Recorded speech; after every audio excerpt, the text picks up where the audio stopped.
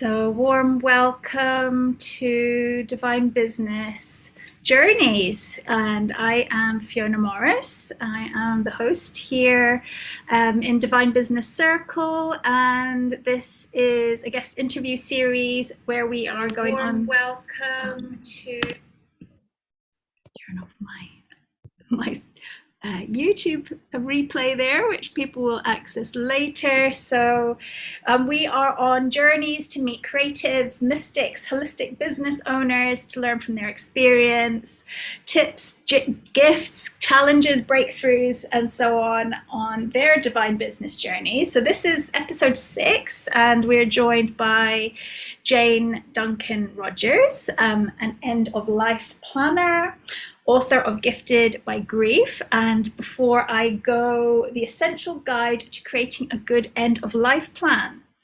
And Jane is the founder of Before I Go Solutions, which is a social enterprise dedicated to helping end-of-life plans become more commonplace and encouraging people to become more at ease, talking about issues around dying, death, and grief. So you're warmly welcome, Jane, and we were looking forward to hearing about your divine business journey and insights that you have to share.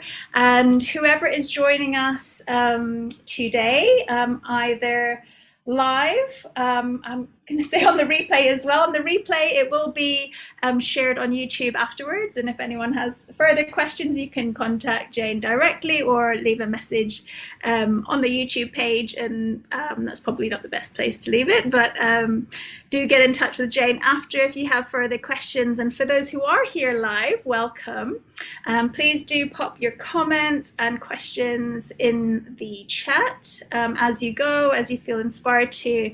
We'll have a Q&A question at the end, and maybe a little bit of time before Jane offers us. We'll have a little segment when Jane will share some of her top tips. And so let me just let someone into the Zoom space before we start. And so we have Charlie here. We have Siri, so just kindly mute yourselves as you come in, and whoever is here, and if you have any questions that you would like to ask or would like to share what brought you here, feel free to pop that into the chat as well. Okay, so just hope everyone's got a cuppa or a drink of water. Welcome. Tom has just arrived. Hello.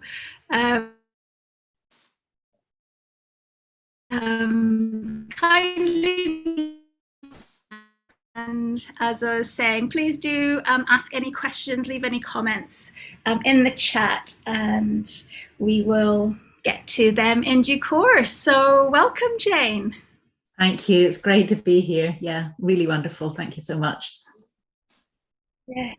So Jane, we met through an online group, even though we're both based in Scotland. It was initially through, I think, an Australian group. It was Leonie Dawson Shining Academy, where we both met quite a number of years ago now, not exactly sure how long it was, but we both have an interest in issues around grief, death, and dying, and that's what drew us together in Edinburgh. We at one point discussed the possibility of setting up death cafes to enable people to talk or to explore more, but it wasn't the right timing for that to happen back then. But we've kind of seen each other on the online spaces, and it's really lovely today to be able to find out more about your journey. So I'd love to hear, so obviously I know you as the author of the books that I mentioned earlier,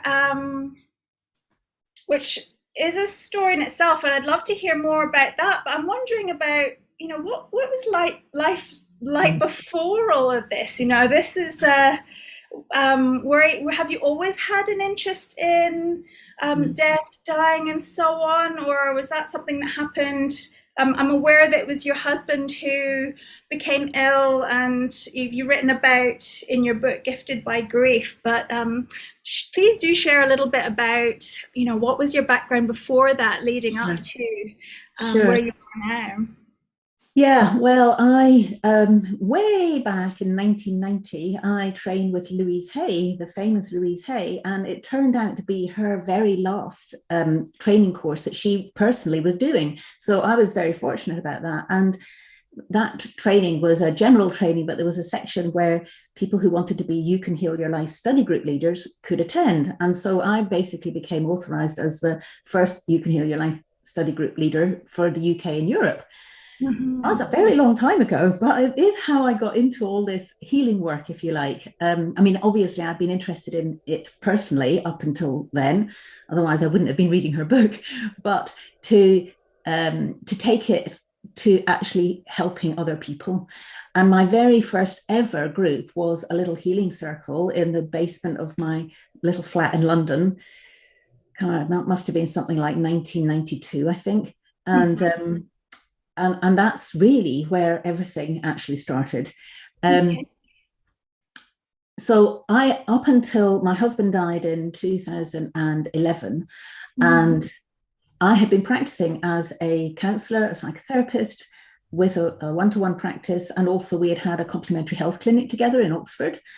And so I've had a background in all of this. And then, of course, Philip got cancer. And then a year later, he died. And I now think of my life as before that event and after that event, because it's been quite different since then. So the book that you mentioned is this one here, Gifted by Grief. Now, I wrote this as while I was still, by this time I was working as a coach as well. I'd moved to the north, we had moved to the north of Scotland, and there weren't very many people compared to the cities where I had been living. So I thought I'd better start doing stuff online. And that's when I started also to learn about coaching. And that's what I was doing when he got diagnosed. And I wrote about it. And I thought I might get one or two grief coaching clients.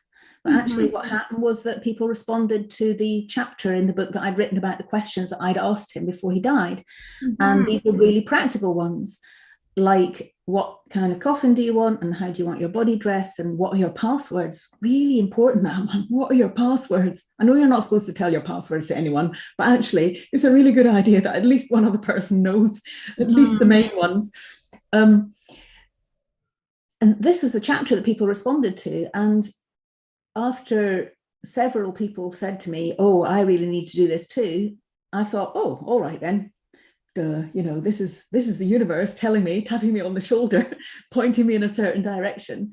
So I put on a workshop, a local workshop here with just 12 places, but I had 12 on the waiting list as well. That was a lot. And that's really how it all started, or Before I Go Solutions started, which has been a completely different journey. I can say more about that later, but yeah, that's a bit about my background. Okay, thank you. And so so the area that so presumably your work took a different turn once your husband Philip sadly died, and you sort of went. So were you working with people who were bereaved, or No, that wasn't an area? I mean, by this time I was working mostly as a small business coach. I still had one or two counseling clients, and I was now doing these groups as well. But as life progressed, and I realized I was becoming more and more passionate about this. Now, here's the unexpected thing about this was that because I was offering these end of life planning courses and individual sessions, I got to talk about Philip a lot.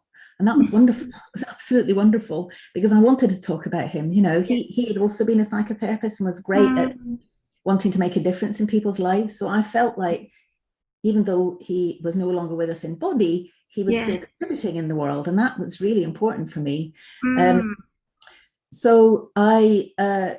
it was a kind of organic process. I got to the point about So the first workshop I ran was January 2016. And later that year, in November, I was on an entrepreneurial type course, and I realized if I'm going to do this properly, I need to set it up properly as a proper company.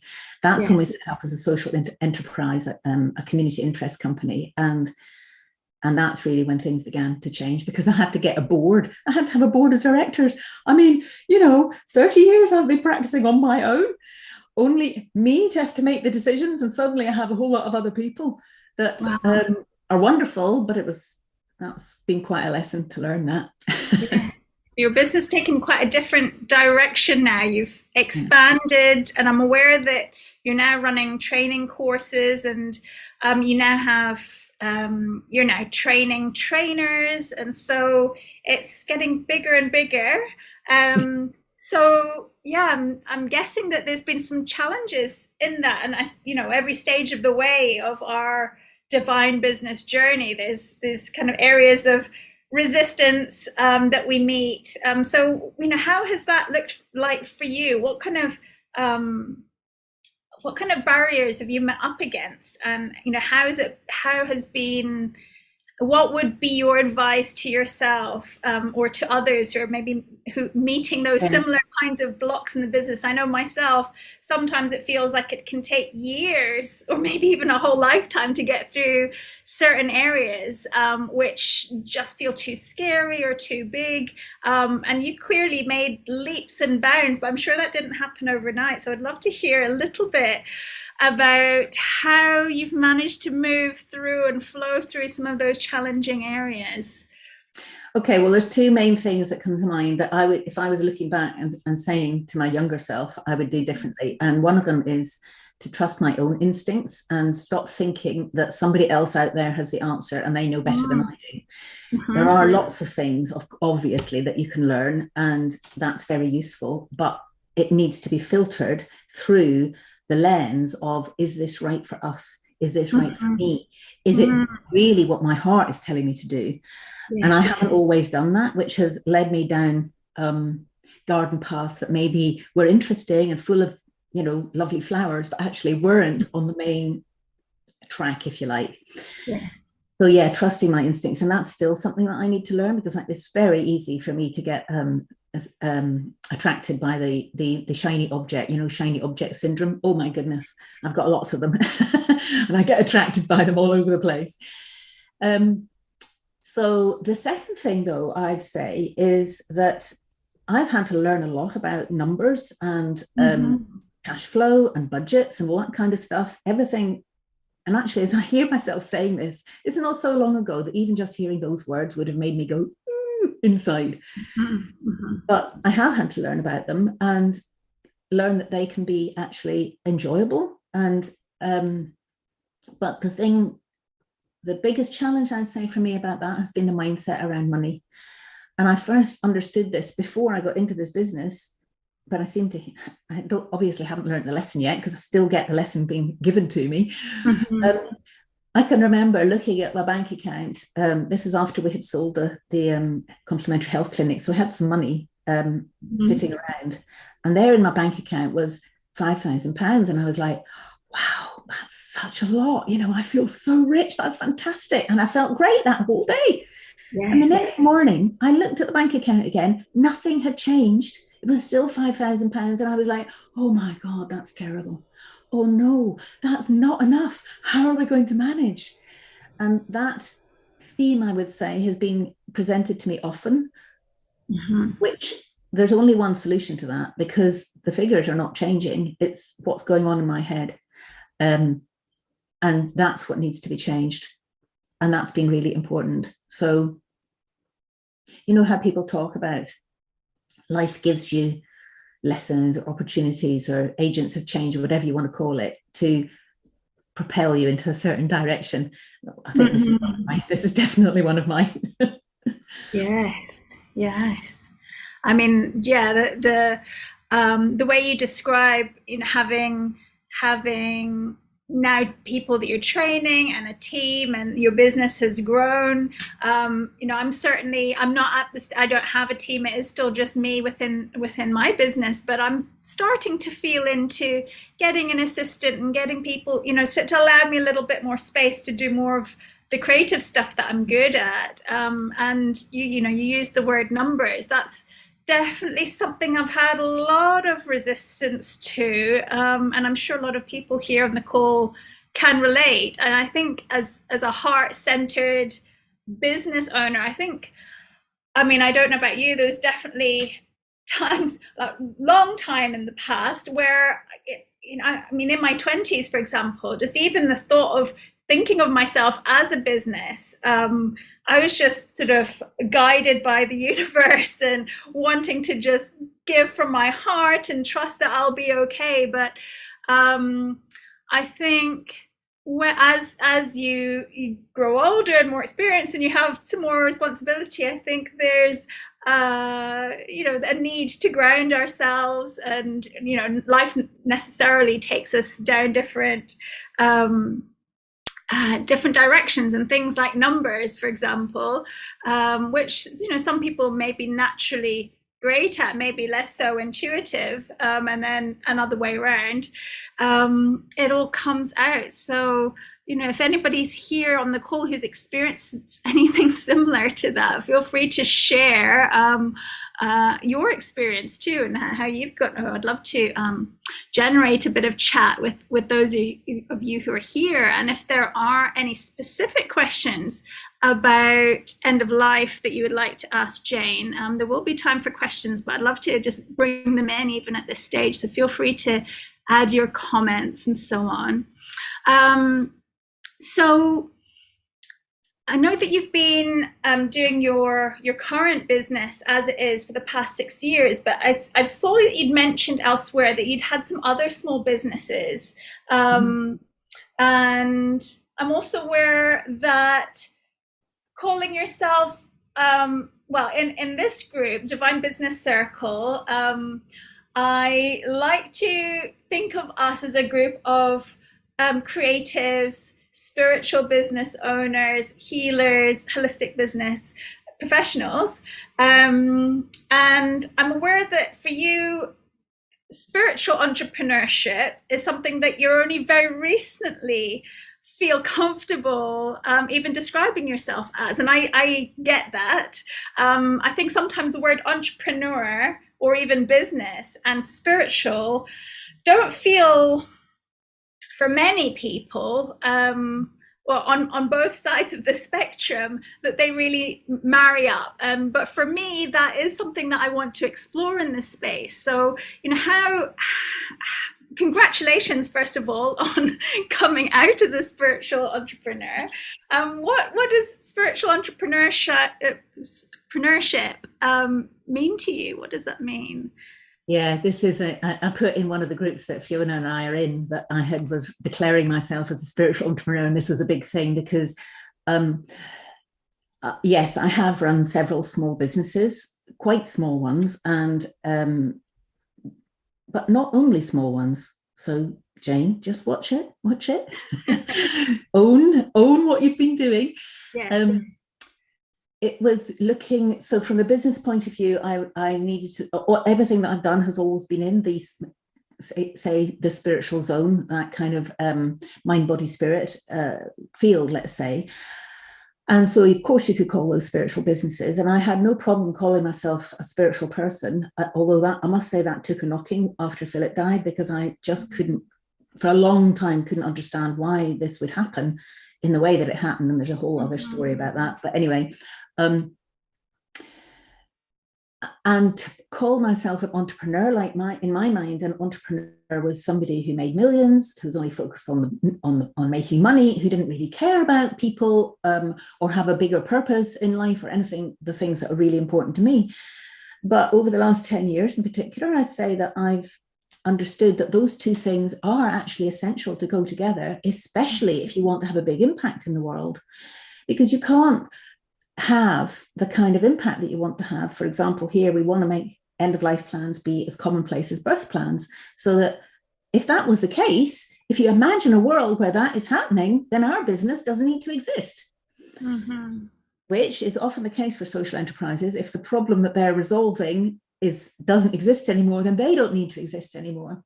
So I think from the entrepreneurial point of view, to be able to, it's a bit like building a house. You can't build a house without scaffold.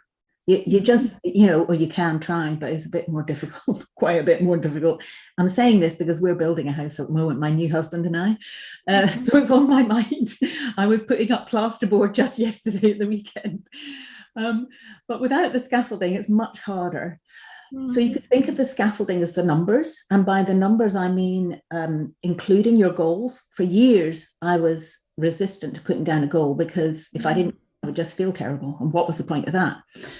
So I now think about that differently, but it includes the amount of money that is coming in, the amount of money that is going out, the bigger words like the balance sheet and profit and loss and all that kind of stuff that I've had to learn about. That's like the scaffolding. And then the stuff that you create the house with, that's the other stuff. That's the really juicy stuff that we all love doing. The creation of the training, for example, which, by the way, happened because people came to me saying, can I please train as an end-of-life plan facilitator? So I had that in the back of my mind, because I'd also taught people to be, you can help heal your life study group leaders. So I knew what to do. But I brought my plans forward for that. So we've been doing that now for 4 years, I think it is. So that's the stuff that really makes my heart sing, I would say. Yeah. Hope that's helpful. Yeah, absolutely. And I love hearing how your business has grown out of people asking you. I mean, it feels like it's quite organic. So people have obviously heard your story and see themselves and their own experience within that, and particularly those who feel quite drawn to working in this field, which is quite rare, I think. And on that topic, I'm aware that for many people, the word death is quite uncomfortable. It's considered quite a taboo area, and certainly an area where you would be doing business. And of course, it's necessary. I mean, we all die. Our loved ones will die, and we need to, on a practical level, that needs to be dealt with in as compassionate and efficient and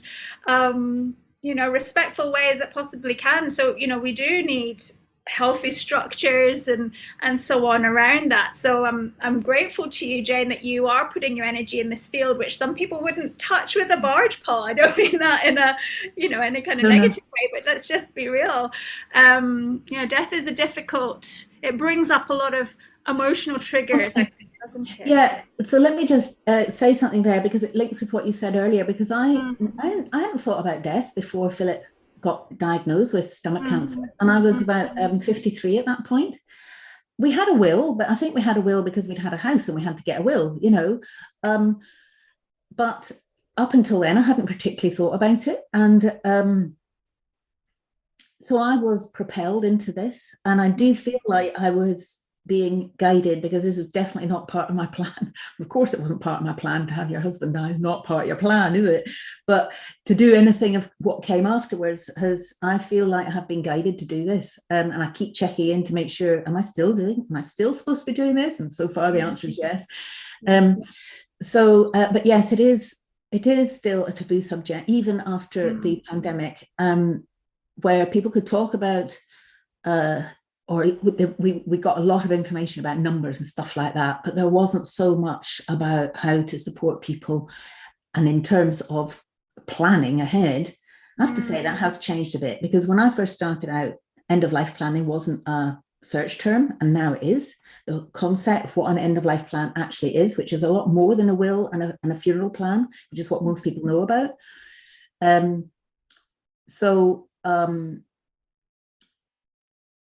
What do I want to say about that?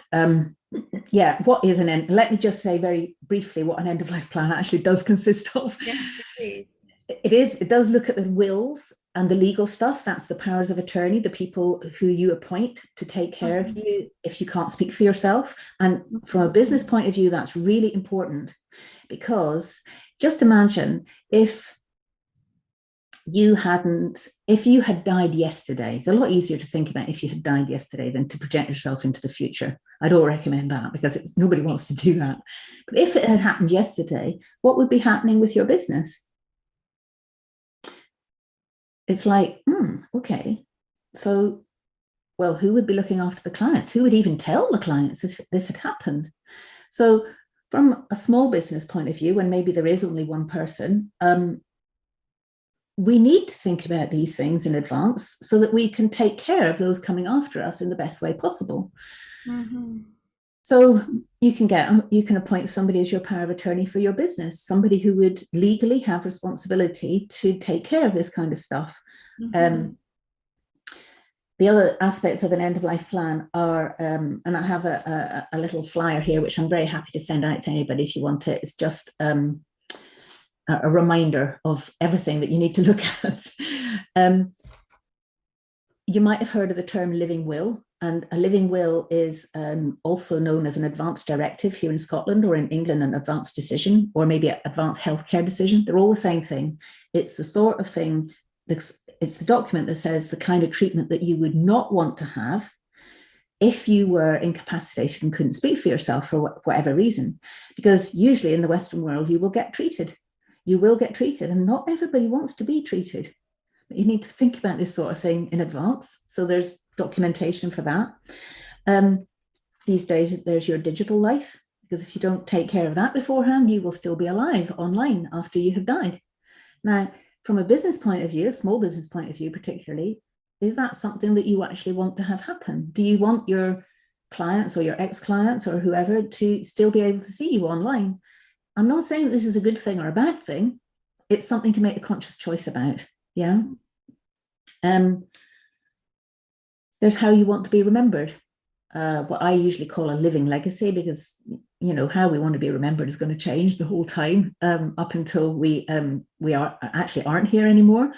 But again, that's a conscious choice to be made.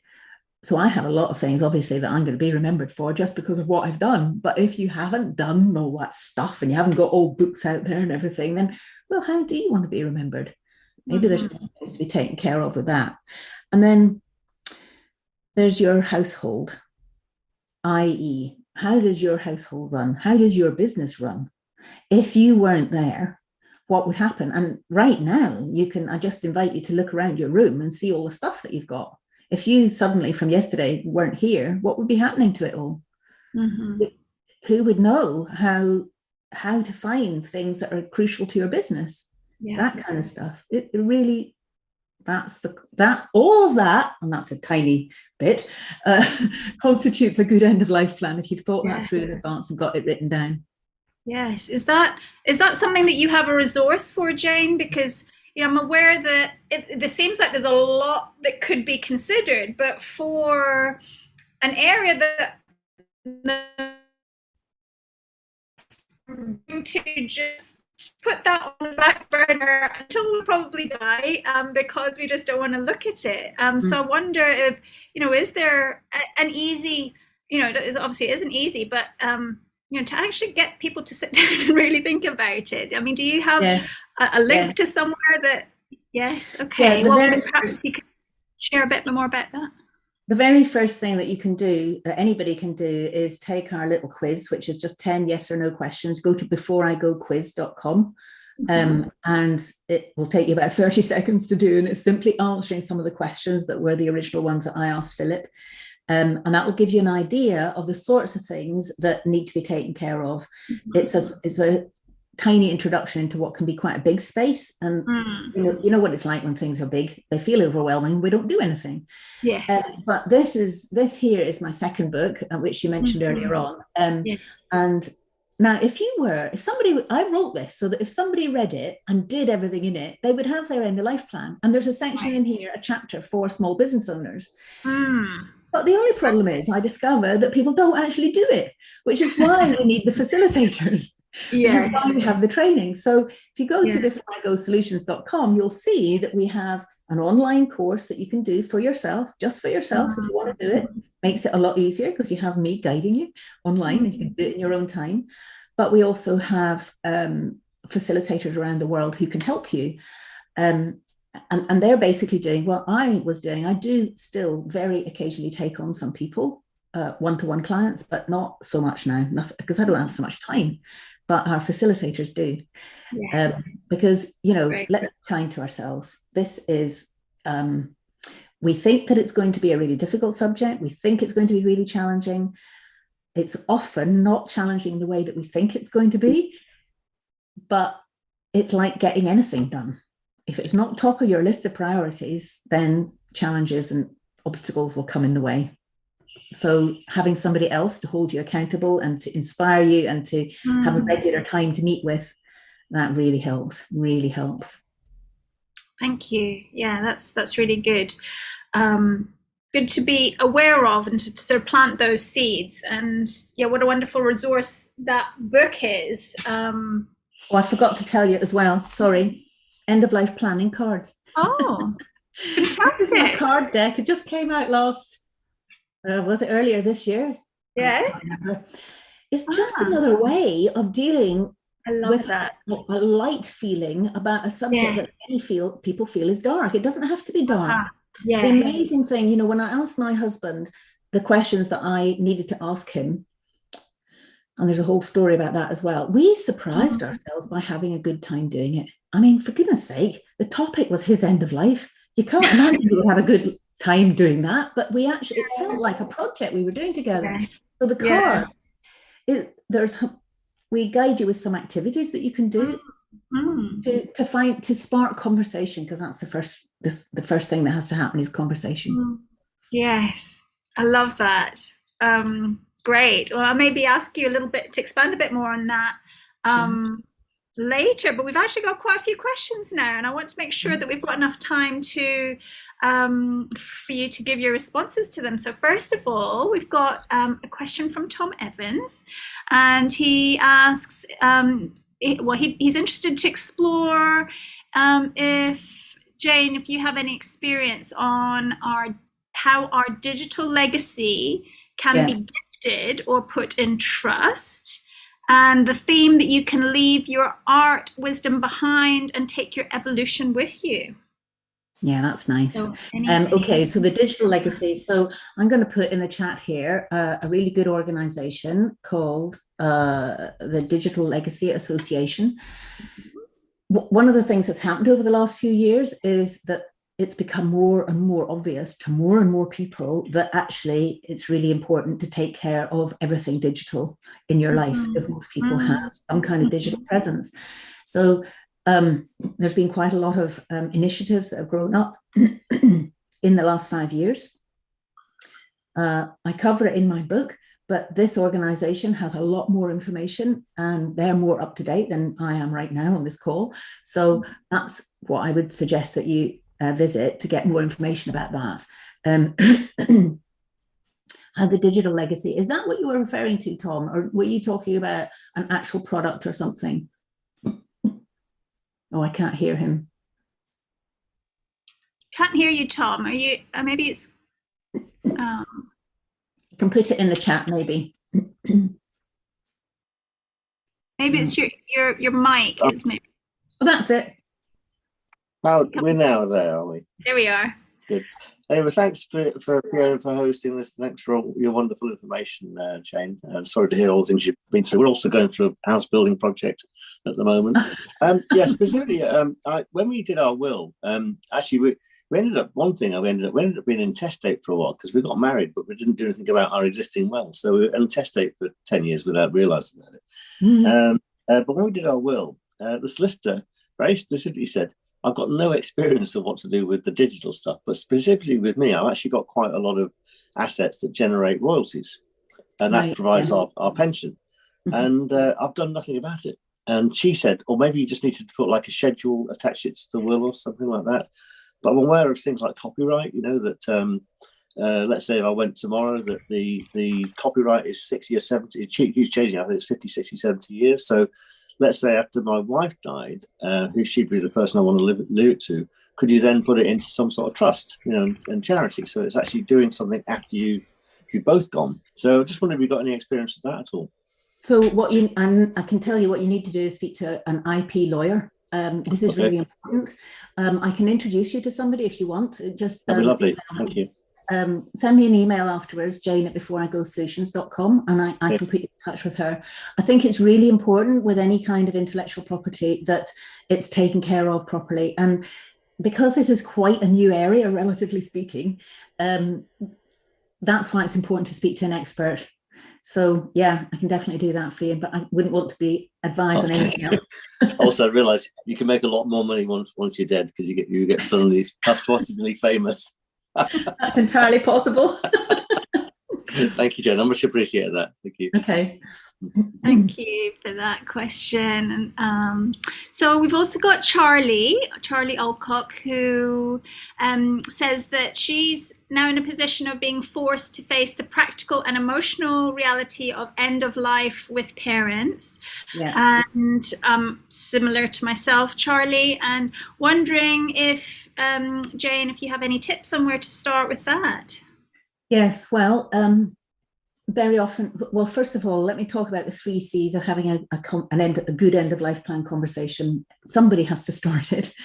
The first thing that you need to have for that is courage. You just need to admit that this is, especially when you're talking to somebody like your parents or somebody close to the family, you don't, and if nobody's been said anything, you don't know how it's going to be received. But from our experience, the people who have been afraid of mentioning something to their elderly parents, maybe, more often than not, have been surprised that their parents are glad that it's being spoken of, because it's an elephant in the room, you see, especially when you're older. It's there. Whether they like it or not, it is there. So if somebody has the courage to admit that actually this needs to be brought out. It happened with in one of my very early groups with a woman this is when I was doing face-to-face groups, and she was in tears at the thought of speaking to her parents. She was the carer for both of them, but we encouraged her and gave her some information. I'll carry on with that in a minute with the 3 C's about what to say. And she came back the following week and she had a big smile on her face, because the relief that had happened when she had the courage to speak to them, and they had both been thinking about it as well, but they didn't know how to say it to her. So everybody was terrified, but there we are. The elephant in the room was exposed, and it wasn't as bad as anybody thought it was. But you need to have courage. You need to have a context. Really important to have a context. You can't arrive at a dinner table and say, well, have you thought about what you want for your funeral? You can't do it like that. Sometimes people do, you'd be surprised. Having said that, the Queen dying has provided a context for us for quite a long time if we want to, because it would be entirely okay to say, do you know, I was just thinking about the Queen the other day, and I realized that she had chosen X song for her funeral or something like that. And it made me think, well, we're all going to die. I wonder if mum or dad have got any favorite songs or what they would want. So that gives you a context. It can be any kind of context. It doesn't matter. I'm just using the Queen as an example. And it doesn't have to be a question about a funeral either.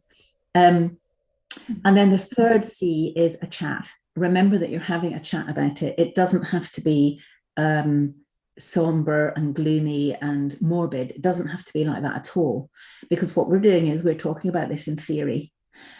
And when you're talking about it in theory, you can bring a light energy, not light-hearted, but a light energy to it, which is how we operate in Before I Go Solutions, so that you can talk about these things that are going to happen, and will happen in a better way if you've planned in advance. Really important, that. So if you bear those 3 things in mind, and in my book, there's a chapter about how to have a conversation. So that would be a good thing to get a copy of that book, which you can get on Amazon.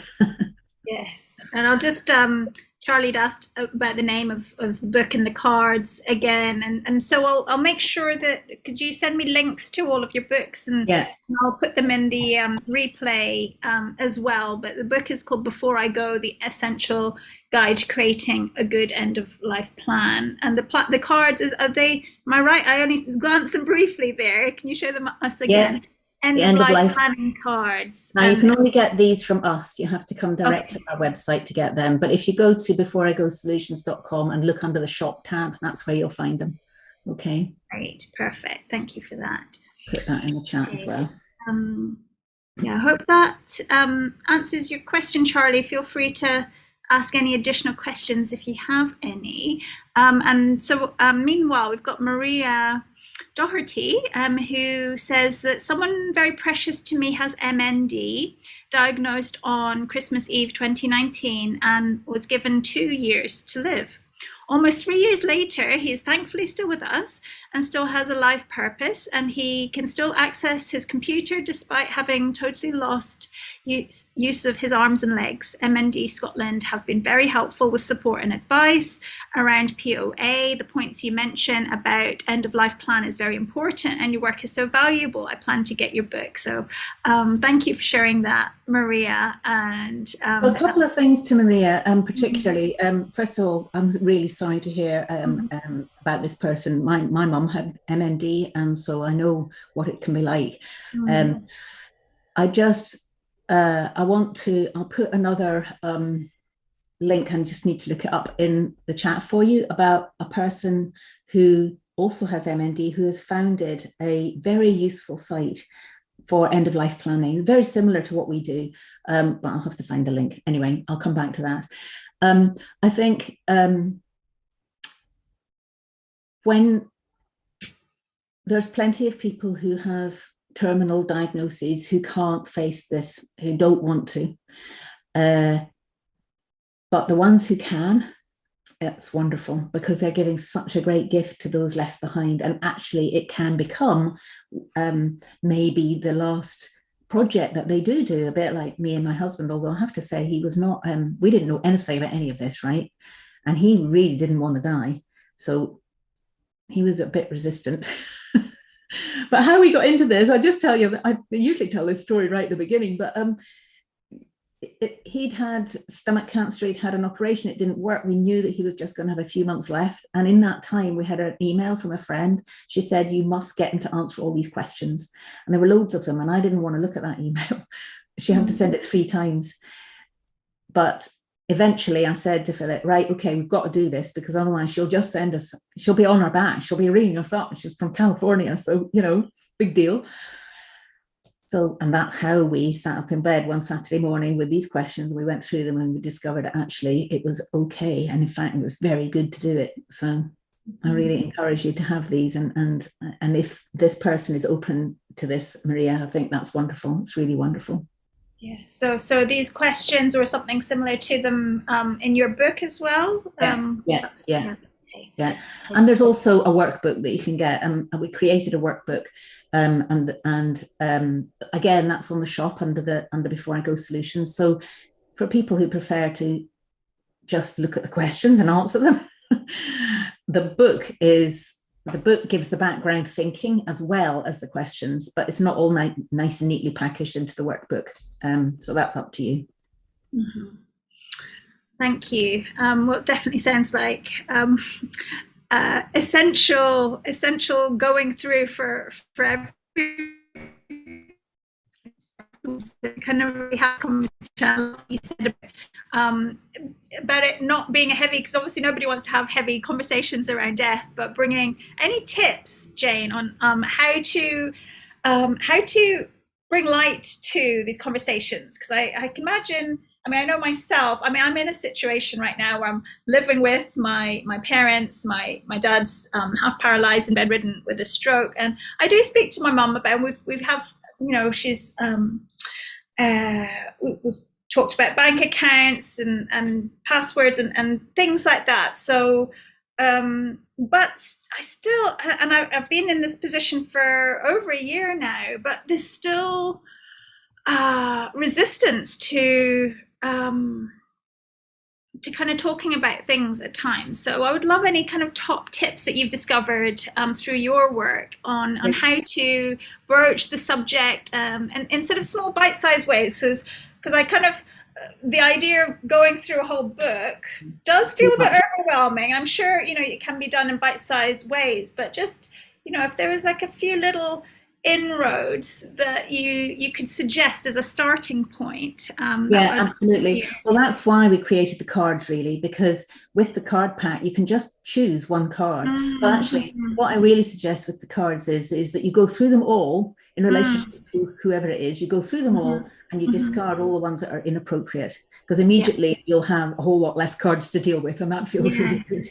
Then you've got your own pack, if you like, and then you could just choose a card at random and start to talk about it, have a conversation about it. You could be saying to your mum, for example, look, we know that there's some practical things that we still need to deal with. This is one way we could do it. Would you be willing to play with it in this way, so that you don't know which card you're going to get, of course, unless you set it up in advance, which you could do, of course. but so you might get something which has a really easy answer, or you might get something which means that you're actually going to have a bigger conversation about, but that would be okay. But talking about conversations, one thing that really helps, I think, is to set the scene. So you could be saying, I realize there are some things about the things that are going to be left behind that I don't know who are they supposed to be for or whatever. I wondered if we could have a chat about it at some point. So you don't do it in that moment, but you ask their permission. Now, this works as well if you're not actually living with the person or near them, because you can then set up a proper time, if you like, to focus on just this thing, but you've set the scene for it. So that's one way. Another way you can say is, you can say you've been on a course or you're listening to a call, i.e. this one, and they gave you some homework to do, which is to have a conversation with somebody about, you choose a subject, but it's going to be some part of an end of life plan. There's something about, this has happened for a few of our people on courses. They have gone home maybe to their husband or wife or friend or whoever and said, and the person doesn't want to, they're resistant, they don't want to look. But if there's a context, it's like, can you help me? I've got some homework to do. I've got to do this, by a certain date, and I need some advice about it. So that can help as well. And also starter questions, like you can say, I want to think about this for myself, but I need somebody to bounce ideas off. Would you be willing to listen? So that you take care of it for yourself, but at the same time, you're creating an arena where you might be able to get information from the person that you really want to get the information from. Does that make sense? Absolutely. Yes. Right. Yeah. Great. Thank you. So we've got 10 minutes left. And if anybody has any last comments or questions, feel free to pop them in. And I just wondered, obviously I've invited you here in the context of Divine Business Journey. I think you mentioned GDPR and things like that earlier. Is there anything else that you wanted, any sort of last tips, particularly with Divine Business owner, holistic business owners, again, heart-centered people, maybe sort of focusing more on the present and not so much in the future, and what is some kind of essential things we as Divine Business owners need to kind of have in place or to consider? So some of those things are okay. I understand about living in the present and all that kind of stuff, but living in the present right now, you can be saying, well, if I wasn't here right now, what would actually be happening? And that means, if let's say you've got half a dozen or 10 clients or something on your books and that you see regularly or speak to regularly, well, how are they going to find out? How are they going to find out that you're not here anymore? Now, you don't want them to find out on your personal social media site. You don't want them to find out by the fact that you just don't turn up sometime to a meeting. It's not nice, I can tell you. So you need to think through, ideally with perhaps your supervisor, if you have a supervisor, what would be your the process that you want to have happen. Now, if you don't have a supervisor who should be schooled in how to deal with this sort of thing, then you need to think through, well, okay, so assuming you've got a will, would my executor be the best person to do this? But maybe they wouldn't. Maybe there's somebody else. Maybe there's a colleague. that you could speak to, where you could take care of each other's clients. Now, the GDPR issue comes up because it means that you're going to have to ask your client, would it be okay if I share your contact details with X in the event that should anything happen to me and I can't communicate with you, that they can do that for me? You need to get their permission, in other words, their written permission. So that's one thing that needs to be thought about. The other thing is, if you have separate business bank accounts and things like that, who else has access to it? What is going to, if again, the thing to do is to think about, okay, well, if I wasn't here, what would happen? Would it matter? Maybe it doesn't matter for some people because everything's automated. Maybe you need to let the executor of your estate know, because they will be the ones responsible for this if you've just got a small business. Maybe you need to let them know about the specific things that you do in your business or specific accounts that you have. There's a huge amount, by the way, huge billions of money in accounts lying around in the UK only. I mean, there's lots everywhere else, obviously. I can't remember how many, but it's something like 19 billions or something. It can't be that much, surely. But anyway, a lot of money in accounts that haven't been accessed, and nobody can access them because it hasn't been taken care of. Yeah. So yeah, those are two of the most important things. But each person will be different. So that's why you have to think about it in advance and have the courage to do that. Yeah. Definitely needs courage. I'm just sort of putting myself in the mind of contacting all my clients and saying, in the event of my death, would it be okay? And that, that opens a, some sort of box, which is probably a whole area for another conversation. But yeah, it's challenging. Yeah, so that's an example, though, Fiona, of how you'd need to have a context first. Okay, yeah. So in the event of my death, sending an email which starts something like that, or even has that in a paragraph, is probably going to be too blunt. So you need to say, on the basis of this conversation that I had with Jane, and here's the link, it made me think about blah, blah, blah, blah. And I realized that in order to take care of you best, in the best possible way, I actually need to set up this system. So that's what I'm doing now. And would it be okay with you, et cetera, et cetera. So there's the context. You see what I mean? Absolutely. And I was just thinking, we're about to head into Samhain season in the northern hemisphere, and Halloween, and this time of year is very of all the times of year, probably the easiest time that we can broach the subject of death, and in a lighthearted way. So, actually, I think the timing of this conversation is maybe quite good, and getting this around at this time where we can maybe have those conversations a bit more easily. Yeah.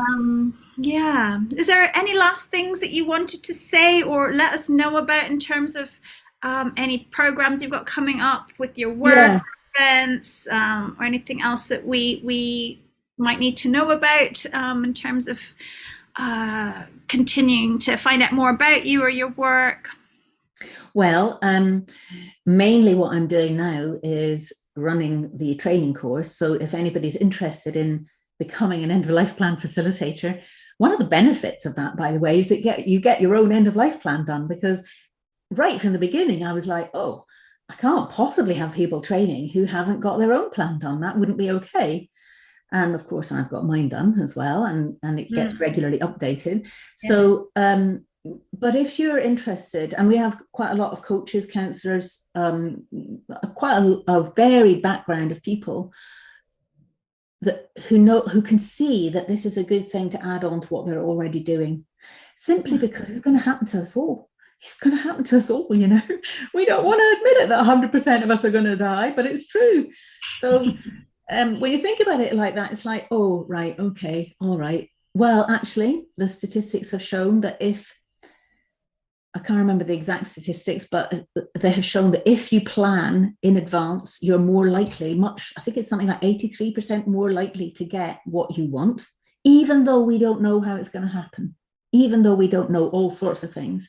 If you plan ahead, it's much more likely to happen the way that you want it to happen. And that could be something as simple as choosing, for example, to die at home as opposed to in a hospice or a hospital or whatever it is. But you see, you have to have the courage to think about this sort of thing, which, by the way, this is another topic for a different call maybe, but when you look at this kind of stuff, it's all about a body, right? And one of the things that I realized when Philip died, he died in the hospital. I was there with him.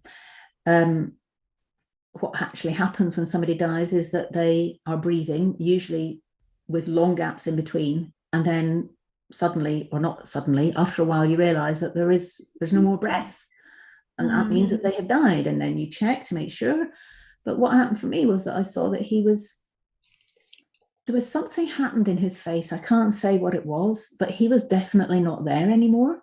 There was this empty sack on the bed, if you like, that used to be him. It looked exactly like him with a slight difference, but it was so strong. I had to look up to the ceiling and continue talking to him up there because he wasn't in his body. So then it's like, well, who are we? You know? Yes. We have a body, and it is going to have to be taken care of afterwards, because it's a bit like, it needs to be recycled in one way or another. Think about it like that. But then, who are we? Where do we go? What happens? Yes. I'm fascinated by that as well, of course, but that's not a topic for today. I'm really touched that you shared that. And I think it really, even though we're coming to the end of our call, I think it really opens up the fact that we need spaces to share about people we've loved and lost. And it brings to mind for me, as you share that story, when my mother-in-law died, it was 5 years ago now, and I was at her feet and she was looking directly at me at the point that and I feel so incredibly privileged, and two of her sons helping to put her back into her seat, and I was holding her by the feet, and she was looking direct, and it was to be with, I think this is the second being I've been with at that point of death. And it's, you may think it's a morbid subject to discuss, but it's also, to be around those kind of either birthing points or death points is really very special. And I think we don't get enough opportunity to really to share that and explore that. So thank you for mentioning that. And just before we close, I've got another question which you may not have been able to see in the chat, but Siri, who's here on the call, also mentioned that she's wondering if in Norway or other non-UK countries, are there practitioners like yourself, Jane, and does this sort of thing exist in other places? And also, do you have your work translated into other languages? Is there any way of accessing this information elsewhere in the world? I would love to have my work translated into other languages, but it hasn't happened yet. We need to sell a whole lot more of those books, or the publisher needs to sell a whole lot more of those books before that happens. But the facilitators are all around the world in various different places. We don't have very many in Europe at the moment. What we do with the training is we're training people in the general subject, if you like, of death, or planning ahead for death, which has got a lot of similarities, regardless of where you are. If you are in a particular country, then you would be asked as a facilitator to make sure that you know what is relevant in your particular country, in terms of especially in terms of the legal things, but in other things as well. But that applies everywhere. It's like there are all sorts of initiatives all over the place, that there might be something here in the north of Scotland that isn't available down where you are, Fiona. So if you're working locally, you need to know what's available so that you can help people. But yeah, there are, because I had an international following as a coach already before I started doing this, that's why we're immediately international. So our head trainer is from Canada, and we have quite a few people, facilitators in America, and quite a few more coming through. Nobody in Norway, I have to say, at the moment. Not yet. Siri's looking keen. Jolly good. So did I put the link in there for the... Yes, I've got the link here, and I've copied that so I can share that in the notes of the YouTube replay that will go out afterwards. So at this point, and our guests are saying thank you to you, Jane, for this wonderful information that you've shared today. And a big thank you to those who've joined us live. Charlie, Maria, Siri, Tom, thank you for being here on the live call, and also to anyone who's tuning in afterwards. And yes, I look forward to seeing where this goes, and hopefully it'll reach all the people that it needs to reach, which is pretty much every being that exists, because we are all going to die, and it would be good if that could be as gracious and beautiful as it possibly can be, which I'm sure if we took the time to create an end-of-life plan or work with people in this field, that it isn't necessarily the somber subject that we might imagine, and could be quite fun. And I mean, it's the great unknown, and I think it's a good area, especially as a divine practitioner. I think we are, or a divine business owner, we are maybe more open than most to the realms of the unknown, and to really get a handle on this for ourselves and our loved ones is a great place to start. So thank you so much for initiating this conversation for us all, Jane, and pleasure.